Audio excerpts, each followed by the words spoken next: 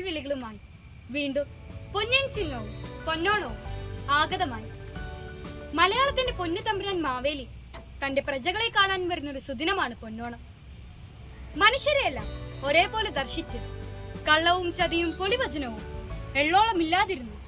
കള്ളപ്പറയും ചെറുനാഴിയും കടലിലെറിഞ്ഞു നന്മയുടെയും തിന്മയുടെയും കടൽ തീരങ്ങളിൽ കൈകൊട്ടിപ്പാടി തുമ്പിത്തുള്ളി കളം നിറഞ്ഞ് കളിക്കുന്ന ഒരു ചരിത്രം.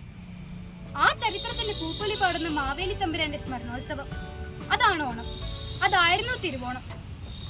ഏതായാലും ഈ ഭാരതഭൂമിയുടെ തെക്കേറ്റത്ത് നീളമുള്ള വാഴയിലെ പോലെ കിടക്കുന്ന കേരളം വരണ്ടു പോകുന്ന പുഴകളുടെയും മുറിഞ്ഞു പോകുന്ന മരങ്ങളുടെയും മറന്നുപോകുന്ന മഹിമകളുടെയും ഉറവിടമാകുമ്പോഴും പറ്റാത്ത ഓർമ്മകളുടെ നിർദ്ധരയ്ക്ക് ഉറവയാവുകയാണ് പൊന്നിൻ ചിങ്ങത്തിലെ പൊന്നോണം.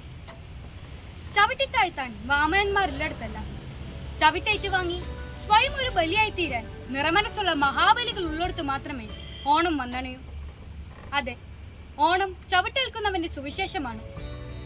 ചതിയും വഞ്ചനയും സ്വാർത്ഥതയും വിഭാഗീയതയും വർഗീയതയും കുഴിക്കുന്ന എത്ര അഗാധമായ പാതാള ഗർത്തങ്ങളിലേക്ക് എത്ര വാമനന്മാർ ചവിട്ടിത്താഴ്ത്തിയാലും നമുക്ക് പ്രത്യാശയുടെ ഉൾക്കരുത്ത് ചേർത്ത് വയ്ക്കാം.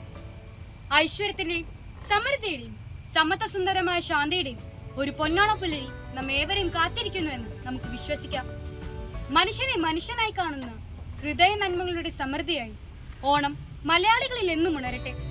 ഏവർക്കും എന്റെ ഹൃദയം നിറഞ്ഞ ഓണാശംസകൾ നേർന്നുകൊണ്ട് ഞാൻ നിർത്തുന്നു. നന്ദി.